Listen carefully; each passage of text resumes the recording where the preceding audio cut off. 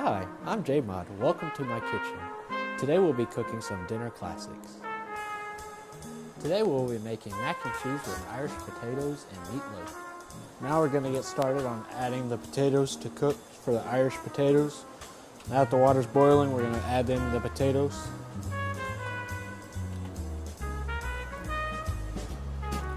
We're going to add about 5 cooking potatoes so that we have our Irish potatoes.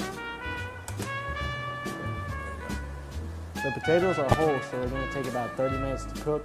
You want to put a knife through it, and if it goes all the way through, then they're done and they're soft. In a saucepan, you're going to add about 1.5 cups for milk.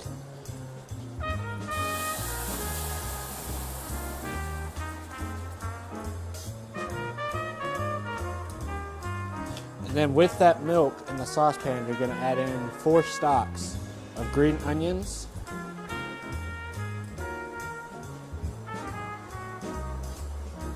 And you're going to let that cook on medium for about 5 to 6 minutes.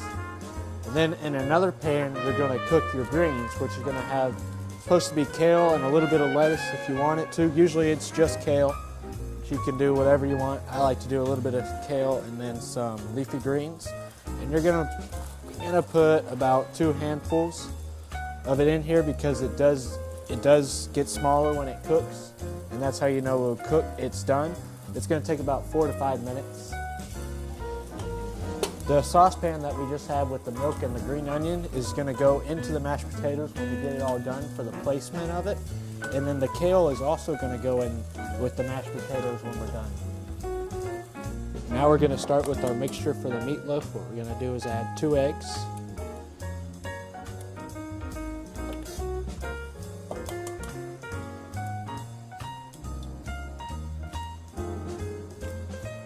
You're going to want to add about 1/2 cup of heavy whipping cream. Put your Dijon mustard in there. You're going to put about,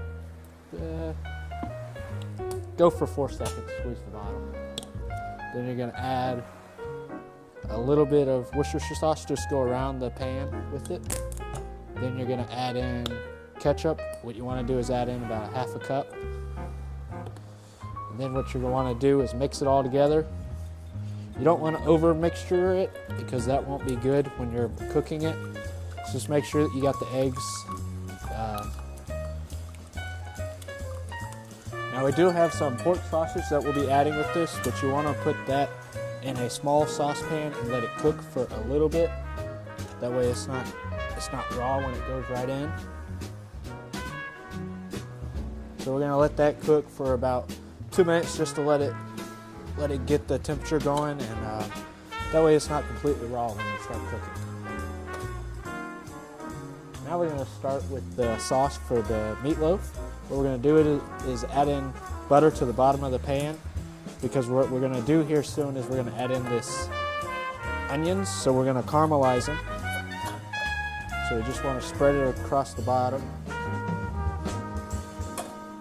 Then we're going to add in our chopped onions. You're going to want to do about a handful of chopped onions. Just let that simmer in there. You're going to want to make it to where it's not transparent anymore to make them caramelized.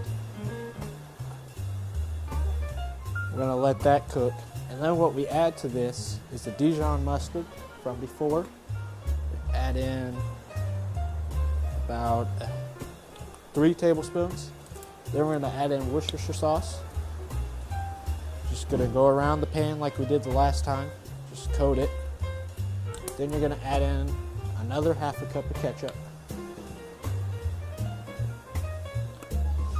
Then you're going to add some balsamic vinegar, which brings out the flavor in the dish. You add in, just go around the pan with it. And then you have some tomatoes that you're also going to put in this dish. I already have them cut and peeled, and then you're just going to add this into it. And you'll want to cut up the tomatoes to get around the whole saucepan.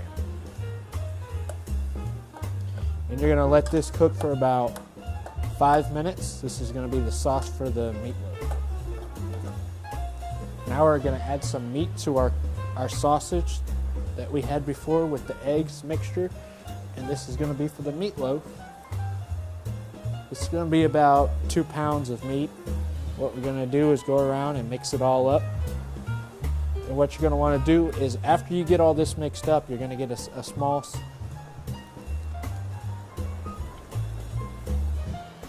Now we're going to take that mixed meat mixture that we had before, and we're going to add it to a cookable pan that can go in the oven. Make sure that's safe for the oven to cook, because what we're going to do is we're going to put this in the oven for about 30 minutes on 350. And that sauce that we have still cooking on the stove is what we're going to add over the top before we put it into the oven. Also, we're going to add that bacon that we had cooking before to the top of this mixture.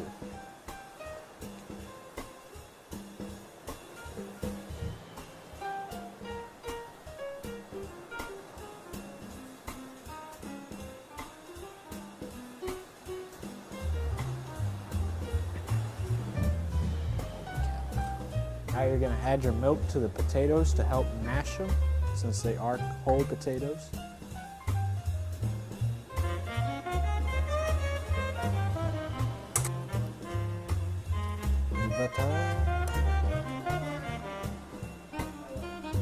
Okay, this is done.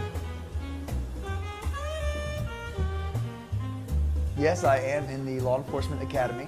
I got in there in January, so I've been there for, I don't know, 2.5 months. And I love it there. It's a lot of fun.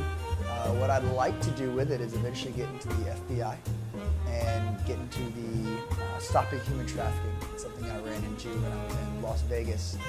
I worked for the church called Casa de Luz, and really saw how it affected that city and affected the women of that city. And it does a whole lot of horrible things, and I'd love to get into a federal agency to actually help stop that. Some of the funny things that happened inside the academy so far, it's paramilitary, right? So I have no military background, no military experience. So when you think military, you think like walking in formation and all that kind of stuff and standing at attention. But I didn't know that when they're at rest, it's called parade rest, right? So we're standing in attention. Like the guy comes out, hey, guy comes out, so we stand in attention, and then he's going around, and I'm a squad leader, so I have to say something at some point, and I have to say my name and then tell my squad to go to parade rest. But I didn't know it was called parade rest, right? So all the people are doing these things and like, attend, hot. It's like, okay, I get this, I can do this. So it came around to me, and it's like, squad 3, parade, and they all went to parade rest, and the guy came back earlier. He was like, it's parade rest, Josh, not parade It's attend hut. I still don't have it down yet, but they made fun of me. A lot of military guys made fun of me for that. So that was a funny experience that happened inside of that. But I'm loving it, meeting a lot of cool guys, and I think it's going to be a really good experience for me. I'm really excited to see what God does with it. Now we're going to get our sauce together for the mac and cheese. What we have is all-purpose flour. What I like to do is get one mixture here with your fingers, 2. So you're probably going to use about a cup of all-purpose flour. Put it at the bottom of the saucepan here. Then what you're going to do is add in about 1.5 cups of milk to the mixture.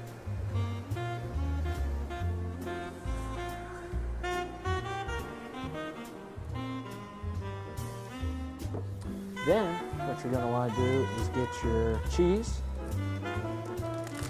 whatever cheese you like, and you're just going to put that in the pan also.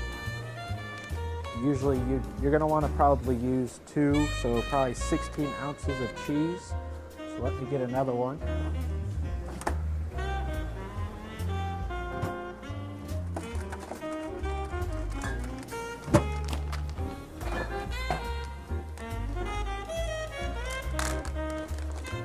I'm not going to use all of it because we have already cooked one mac and cheese, so this is just a demonstration.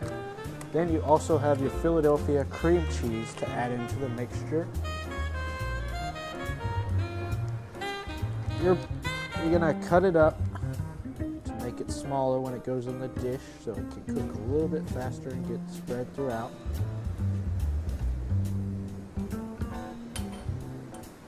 Now this sauce is going to cook for about 5 minutes on medium high. Just watch it, make sure it's not, when it starts bubbling a little, that's when you know it's starting to get ready. You don't want to keep it on there for more than 6 minutes. What I like to do is add in half of the Philadelphia cream cheese. And then you just wait till your noodles are done, and then you're going to add this to it.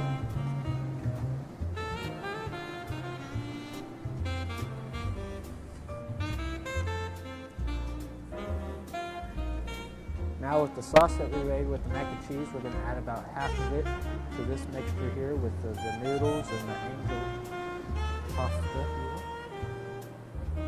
So we're going to mix all that together.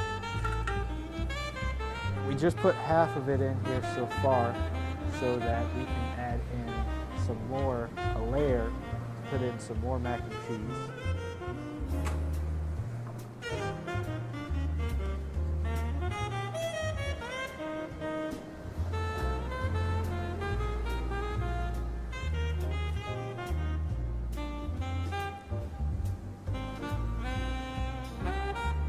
Now you're adding the rest of your noodles to the top of it from that layer that you just created.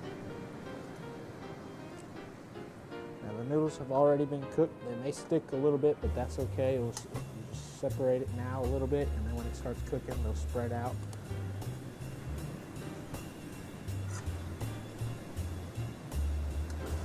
After we get all the noodles added to it, we're going to use the rest of the mixture from the saucepan.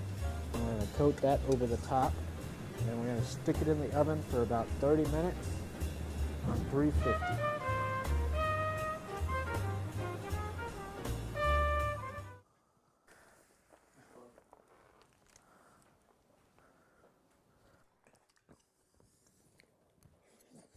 I wonder why it just been sitting out too long. Yeah.